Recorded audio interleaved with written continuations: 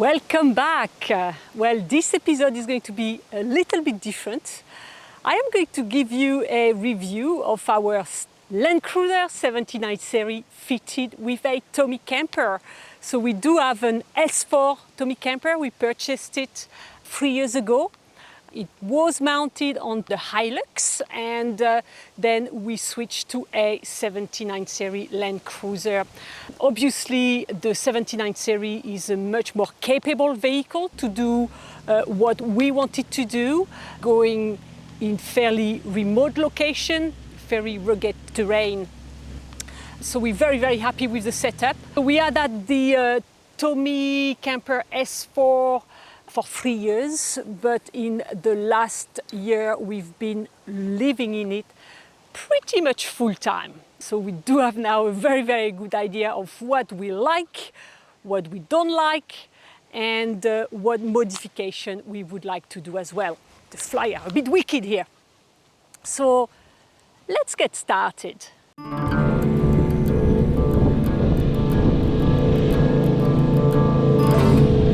Bonjour and welcome back to 4x4 Explore. This is me, and here's my husband Keith. We enjoy traveling around Australia in our Toyota 79 series fitted with a Tommy camper. Join us on our journey, and if you enjoy the video, don't forget to like and subscribe.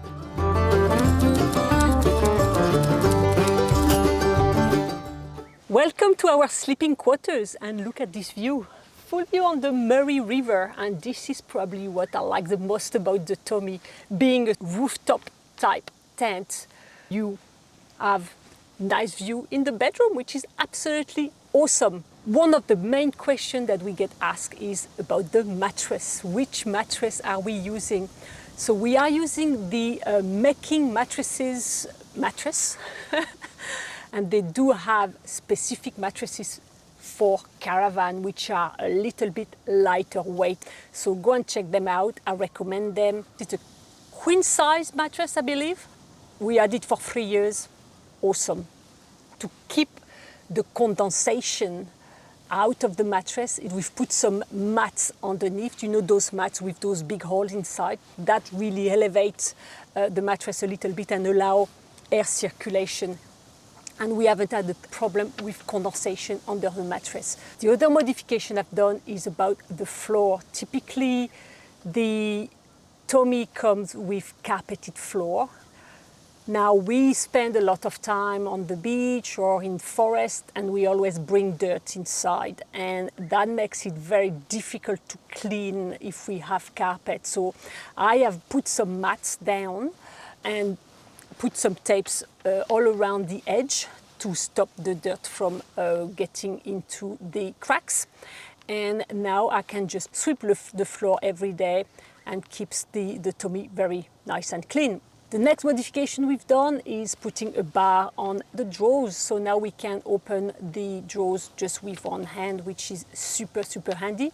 And it can be used as a towel rack. I have also set up myself a small desk using the drawer which is above the fridge. That way I can do my work, and once I finish I can store my computer under the desk. In terms of extra storage, I have bought some nets with Velcro from Amazon. They are fantastic to store really light items. You can store them, they are easy to grab.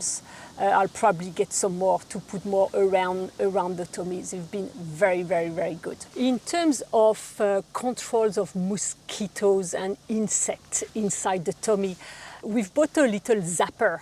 They work super, super well, and they are much better compared to using chemicals, spraying all the time. I didn't like that. That little zapper works really, really well. We haven't had a mosquito inside the Tommy since we've bought that. And they double up as a little night lamp as well.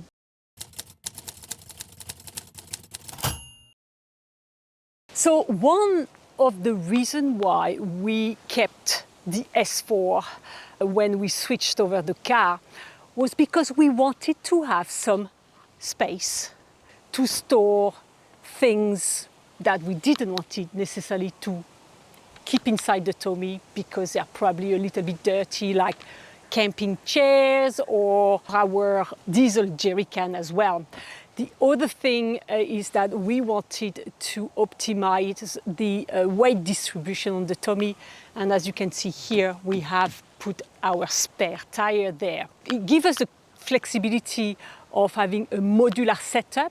For example, if down the track we want to take our dog with us, we can put here a dog's box, move the tires at the back, and now we can go on small trip with the dog. So this is the main reason why we stuck with the S4. So what I've done here on the side, I wanted to be able to store things fairly securely, fairly efficiently. So I have installed this net that I found on Amazon. It fit perfectly in terms of width. Added some Velcro and we can then secure it to the car.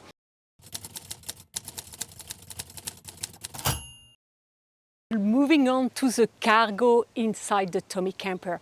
So the first thing here, you can see we've got the King's Draw fridge. We set it to -10 degrees, so we use it as a freezer. More or less, it should be a little bit lower, but that's a minimum temperature those draw fridge are going to. Awesome, it's been an awesome, and it was quite cheap. I think I paid $350 or $400. As you can see, the only thing, it probably lack a bit of insulation. I have added some insulation on the door.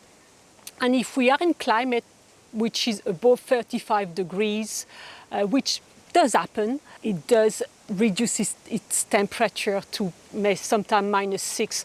So I have installed a very, very big fan that I have connected to the 12-volt system. The switch is on the kitchen side, and when it gets too hot, I'll just turn it on and that blows air through the whole Tommy and cools down both of the fridges, and that's been working very, very well. The rest of the cargo space is as organized as possible. I'm trying to put everything in boxes. I've created a shoe rack here. Everything has got its own space, so it is quite efficient, trying to keep the most heavy things towards the front of the car, the lighter things towards the back, and obviously the thing we use the most often as close as possible to this door. It's been working really well. All the shelves that I have created are again modular, so when we get back home, I can empty everything out very easily. Nothing is fixed to the floor, but it's really tightly binded together so it doesn't move. And trust me, we have been through some very, very rough corrugation, and that has been working very well. I've got few anchors that I've put on the floor to secure the fridge, for example. So the super heavy items are well secured, but the rest are just basically all snug together and nothing moves. It's been really, really good.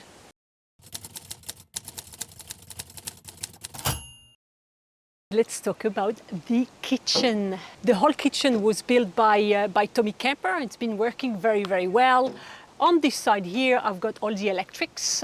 So I've got all the switches for the fan I was talking to you about, for the fridge. I've got also a switch to turn on all the electric inside the car. I have put some USB plugs inside the car, which are actually connected to the lithium-ion battery inside the Tommy. So that way I can still charge some of my equipment when the car is turned off, which is pretty cool. And then we've got also the water pump at the back, although we're not using it anymore since we don't have a gas shower. So I might remove it. And then we've got a couple of switches for the lights. Down here, I have brought back the control for the Ernerdrive inverter. And then I've got a double pole switch as well, so I can connect anything onto 240 volts. The fridge, we've got the Engel fridge, the smaller one. If I had to build a new Tommy, I would probably go with a bigger size fridge. But if you do that, you lose one of the two drawers underneath the bed. So it's been working well. There's more than enough room for the two of us Not for us to go inside the fridge, I mean, but we can store enough food for the two of us in that fridge. It's an Engel fridge. Again, it was fitted by Tommy Camper, so we had it for 3 years. It hasn't moved. The only thing you can see is that the door is starting to sag a little bit, so I need to look into that. Again, we have put some additional insulation on the door just to help to keep the fridge as cool as possible. When we go to warmer climate, we try to turn the fridge as low as we can, manage, so the fridge doesn't draw too much power. We store all our cutlery here underneath the fridge, and that works really well as well. It doesn't go anywhere when we are traveling. On the side here, we've got shelves. So we are using gas cooking. We're using the gas cooker with those little canisters that avoids to have to carry those big gas bottles that I really, really, really don't like, especially based on the near miss that we had when we was on the Gibbs River. So I like those little bottles. It is a bit expensive though. It is a bit expensive. I am thinking to maybe go to induction cooking, but I'll talk a little bit more about that later on. The oven. The oven is going. We never use it. It's not an oven. To me, it's more of a warmer. We don't use it. We just don't use it. When we are driving, we just forget to put food in there to warm it up. It takes a lot of room. It's heavy. It's going to go, and I'll be able to store all my pots and pans in here, which will make more sense as well. I bought us those little Systema series of boxes. They fit really well within those shelf spaces, and underneath as well I've got the bigger ones. That has been a really good way to store the food. So typically when we go to the supermarket, we try to empty pasta, rice into those big containers, and then we can get rid of the rubbish at the supermarket. That way we've got less rubbish to get rid of. Those two boxes, I've been using them for the fruit and vegetable. They are the perfect fit. The only downside, as you can see, they get grotty. And they are very, very hard to clean. So I'll have to get a new set of them next time I go to Bunnings, if they still have them. But it's a perfect size. We typically use a jet boil for our cup of tea. I've also got a kettle. But the kettle typically use about 3% of the power every time we use it. We've got a 200 amps battery, so it's about 6 amp at each use. Since I am married to an Englishman, he goes through a lot of cup of teas. So what we found is that all the power was going into boiling the kettle. So we switched to jet boil. Yes, you have to buy the cartridge, so it increases a little bit the cost, but it means that we can stay a little bit longer. One great addition to the kitchen has been this table here. When we switched the car from the Hilux to the 79 series, because of the size of the tray, we had to lift the Tommy by about couple of inches from the tray. So Dynamic Engineering made the spacer for us, and I asked them to actually leave some room so we can put a table. So the table, as you can see, is not on any rail. It's just basically sliding on and off, and then we can secure it with those latches here. But it's been great. That means that we can stop on the side of the road. We don't need to take any tables out. We can just, do our sandwiches, our cup of tea. It's been super, super handy. Being aluminum as well, it gets full of dust while we are traveling, but then the first thing we do, we give it a good wipe, and it's ready to go. The rest inside the kitchen is awesome. The Tommy Campers boxes are great. I store my towels there and my spices, salt and pepper in there. And then obviously the kitchen sink is great. The only thing that I would have liked is to have the kitchen sink a little bit closer to the water, but can't have everything. It's a great little kitchen. I really like it. So we also carry 275-liter water tank, so we've got a capacity of 150 liters. With that, we typically stay off-grid from 1 week to about 10 days. 10 days at a push.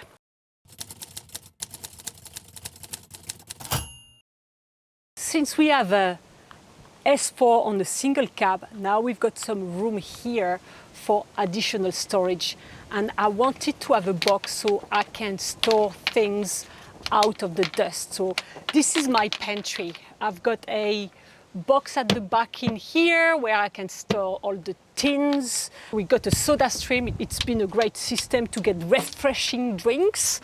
So with this system of elastic bands, I can get things secured into the box. I've got 2 shelves here, and it's been working very well, but I've already reviewed that in a previous video, so I will put the link right now on the screen so you can go and have a look at it. It's been working well, but after 12 months, the downside of it is, in order to go and access my tins, etc., everything has to come out pretty much. So while we are traveling, the bags for the pots and pans are going in there. My camera bag is going in there as well. So if we have to stop on the side of the road to make a sandwich or go to the supermarket for the food supply, pretty much everything has to come out, and then we can access the tins, which is, it's okay, but it could be better. I'm going to work on a draw out system where I can take the whole shelf out, and which will make easier to access the things which are stored right at the back. I think I'm going to keep those 2 shelves as they are because they are working okay, but it's more that bottom part here. I think there could be some improvement done.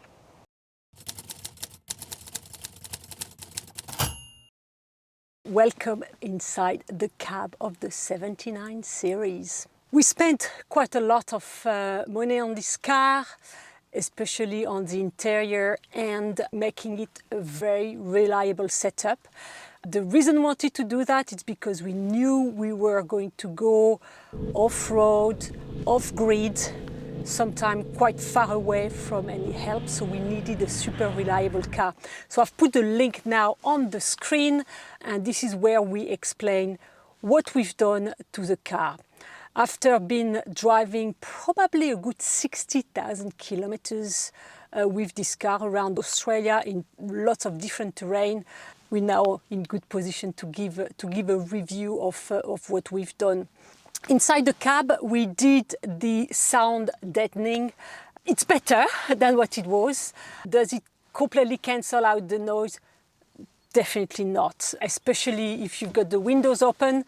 It's quite noisy to the point where our 2-way radio, we just can't hear it at all. So one of the modifications that I'm going to do is probably put a speaker on the top here so we can hear it a little bit better. And I think that's a pretty simple job to do.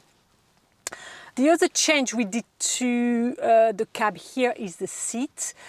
We went with some Scheel-Mann seats and paid a lot of money for them, and we are both so disappointed. You know, after 3 hours drive, my back, my butt is aching. Not a very good seat. Is it because we put the wet seat covers on them? I don't know, but I was very disappointed because we did a lot of research on those seats. We listened to a lot of influencers on YouTube telling us that yes, they were the bee's knees for, you know, long distance travel, and frankly, I don't think they are. I don't think they are worth that kind of money for sure. So I would definitely not be recommending them. The other thing that I'm been very disappointed for a long time about is the Polaris head unit. Mechanically, fantastic, because this screen overhangs and I was expecting it to fall apart. Frankly, with all the corrugation that we had, and it's been sound, it's been great. It does tilt forwards when we are in corrugation, so I do have to pack it underneath with some cloths to hold it in place. But otherwise, it hasn't broken. It's mechanically, it's really good. However, it just cannot connect to our phone, especially after the last firmware update. Connects through Bluetooth, we can take call from it, but we just cannot connect Apple Play to it. Don't know why, I just can't get it to work. So a quick update on the Polaris. I have managed to make it work. It's just a simple process of resetting the Polaris with a pin and doing complete factory reset. Still not 100% right though, because I have to reset it probably once an hour or a couple of hours because it just crashes and lose connection again. So we've got an AutoVox constant rear view camera. It's been awesome. So we had it for probably, I would say 5 years now. I can't fault it. What else have I done? We've installed the center console, the overhead console, really good addition. I've also put another system of elastic to store our hats, and that's been working very well. And I've also put some nets on the back window as well, since we don't use it with the Tommy. We can't see at the back of this window anyway.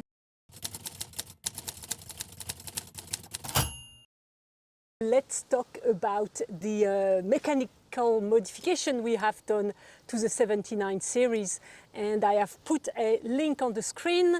This is where we explain all the mods that we did, but this is more now about the review. So Keith, as a driver Blair, what are the modifications that you would do again if you had to rebuild another 79 series? Everything except the fans, because I don't think they make any difference. I mean, our cooling system's really good, even under extreme work and hot, it gets to about 92. Put the fans on, it makes no difference. It don't bring it down really. The airbox is great, but it's such an awkward thing to take off. It puts you off cleaning your air filter because it's a big job. I'd rather have something that was more accessible. Yeah. But physically it works really, really well. Yeah. It's got such a big bucket at the bottom, even if water did get in, you know, it's miles away from the filter. So you've got a decent chance if it got sucked in through the snorkel, and otherwise it's brilliant. But I'd rather have something that you could just take the top off easy. Yep. And change cool. filters. Spotlights?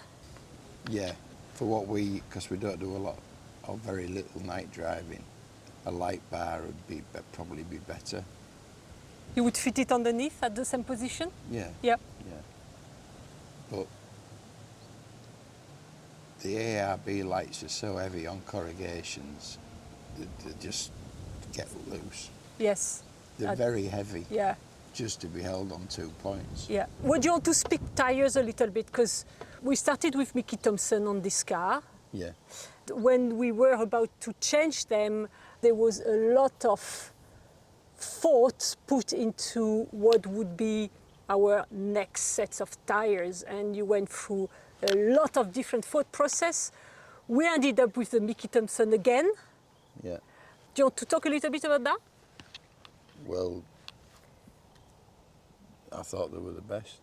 Yeah. So I've stuck with them. Yes. We didn't get as much mileage out of them as we thought we would, but they never let us down, and they got hammered for 50-odd thousand. Never no got punches, yep. no plebs, no. Yep. Lost chunks of rubber. They got hammered on stone, big stone roads, and a lot of rough roads for 50,000. So yep. on tarmac, they'll probably last you the 80,000. Yes. We could go to narrower tire, but from what we looked at, these tires can handle at obviously optimum conditions of pressure, etc. These tires can carry 1.7 ton. At the back, each tire carry around a ton. Just over. Yeah. So it gives us a good margin, because when they talk about 1.7 ton, it's in the optimal condition. So obviously, when we go off-road, we deflate, so I'm not sure then what the rating comes down to. If they're below the tyre company just say wrong tyre pressures. Yeah. So, Yeah. you know, obviously, you've got to compensate when you let the tyres down. But when we looked at going to a narrower tyre, which would be a lighter tyre, so better on fuel consumption, more power with a narrower tyre. A little bit more acceleration power. They are only rated at, I think we looked at 1.3 ton on there. Yeah. Or is it 1.3 or 1.5? I'll put it on the screen, I can't remember. They vary between brands. Yeah, but it was significantly lower rating, and that was one of the main reasons why we stuck to 285/75 on 16-inch rim. So we like those tires too. The only thing that we are disappointed with is we get wheel wobble when the tire is cold for the first 20 minutes of driving, around the 70 km/h. 77 to 80. Yes, precision there. But after 20 minutes, it pretty much disappears, right? Sometimes. Yeah. But the tyres are such thick tyres, they're not perfectly even all the way around. It was explained to me by the tyre fitter. Yeah. So each tyre is different. Yes. So very hard to balance. The first time we got them fitted, we had to balance them 3 times until we got someone who could balance them properly. So that is probably one of the biggest drama with the Mickey Thomson tires, but in terms of reliability, they are great. I think it's with any bigger tyre than they're designed for. That's all we had to say about the mechanics, right? Allegedly. Allegedly.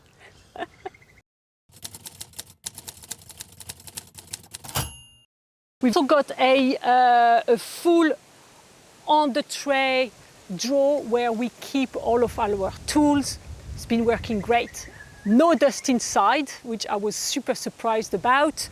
So that is something we are very happy with and that we will do again. And that was designed by Dynamic Engineering in Hervey Bay.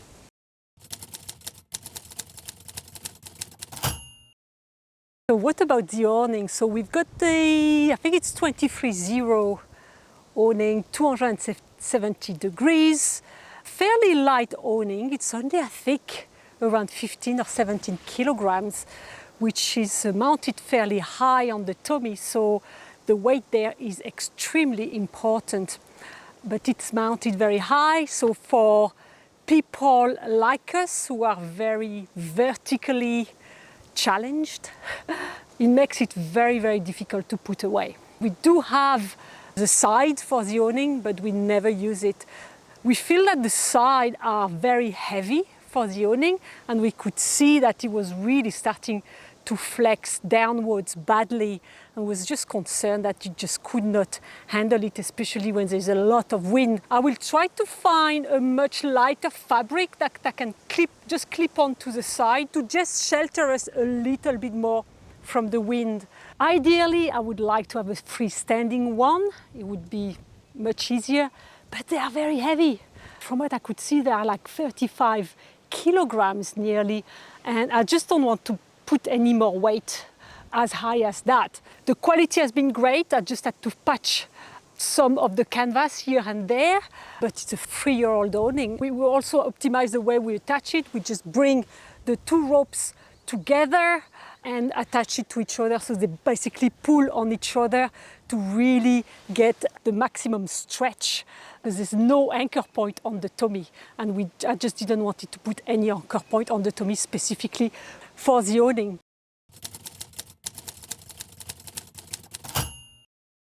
Let's talk electrical system. So what do we have? We have an Ernerdrive system that we really like. It's been absolutely faultless, very reliable system, and I will definitely use Ernerdrive gear again.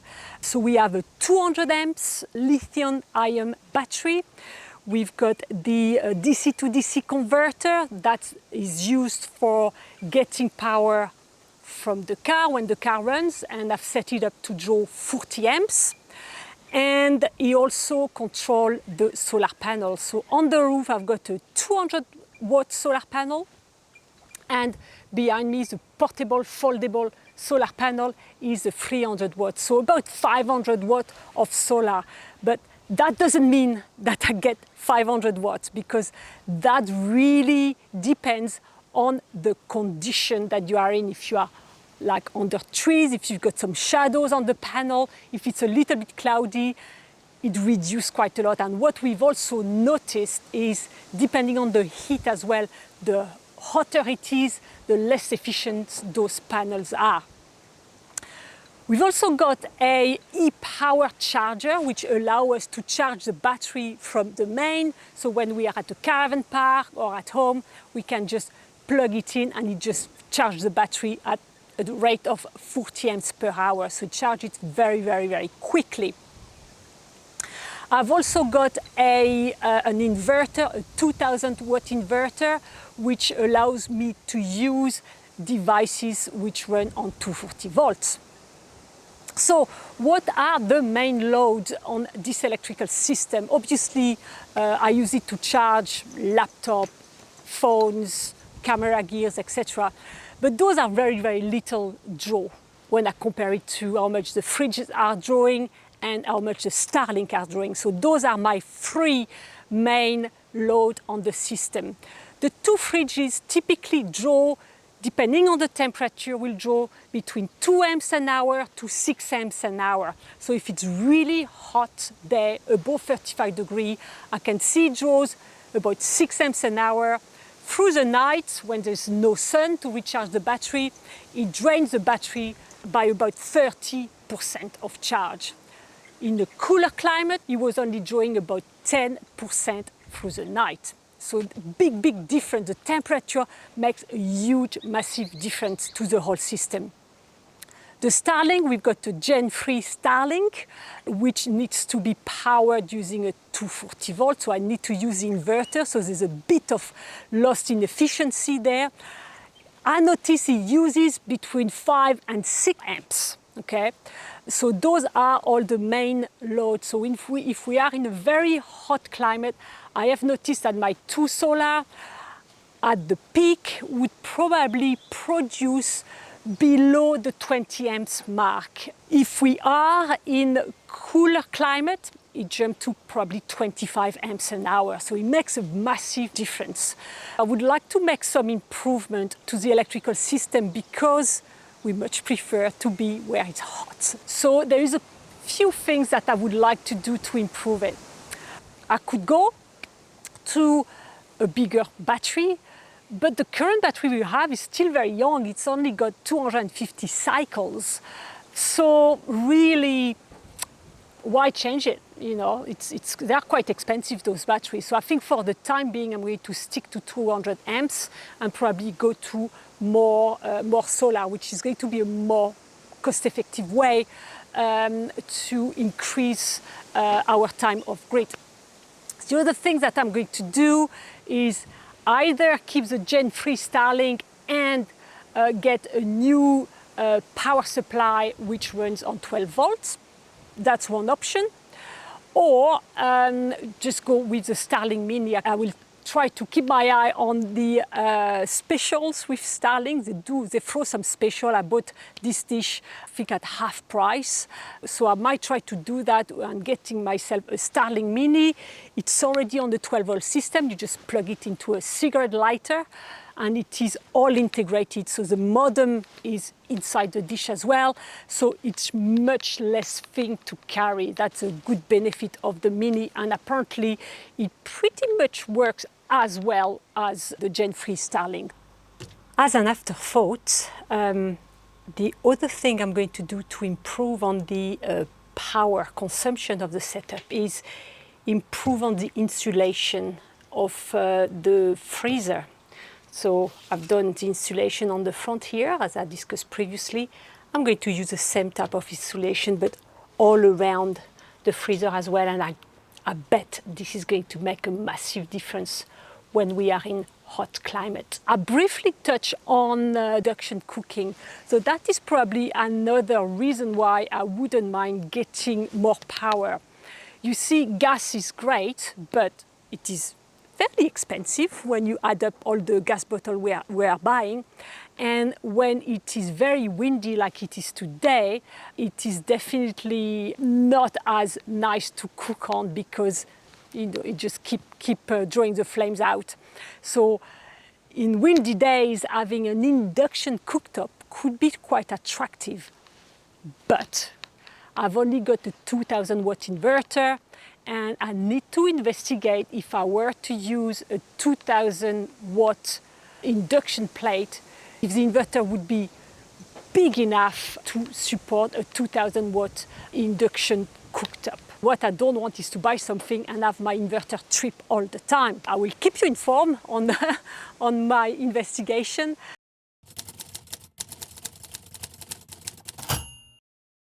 Couple of items that I procrastinated on to find the right place for was a shovel and the bin bag. I ended up using the ladder of the Tommy to mount both of them.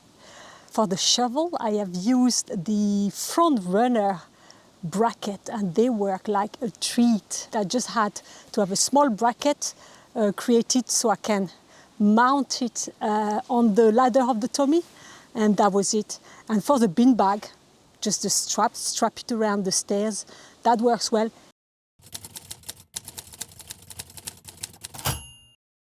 I was having a shower and I just realized that we didn't talk shower. We used to have a gas shower, right? I hated it. I said it several times, I absolutely hated it. On the Gibb River Road, our gas bottle leaked inside the camper.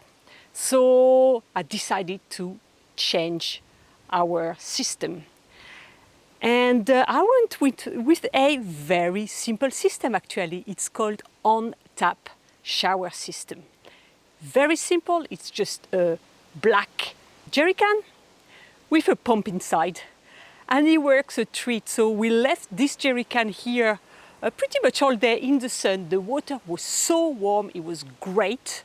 And I could have gone and just buy a jerry can and add a pump. When I added up the price of a jerry can, the price of a good pump, I'm talking a good pump, not a cheapie, I realized that it was pretty much the same price. Very, very easy to set up, much easier to set up than our previous system. I love it, absolutely love it. Now we've got the OnTap shower, we can grab water which is not necessarily potable water. So that's another advantage of having that 22-liter jerry can with us. We can go and fill it in creeks or in other non-potable water source, extending our time off grid. We've got still our KissAss shower curtain set up there. What more do you need?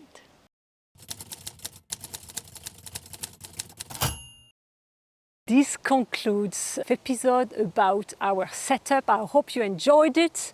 I would like to hear your comments if you feel that there are things that we should improve on and that we haven't mentioned, or if you have an opinion of whatever we said through the video. Feel free to leave a comment. I will be very, very happy to have your point of view. So if you have enjoyed this video, subscribe, leave a comment, and we will see you on our next adventures. Safe travels.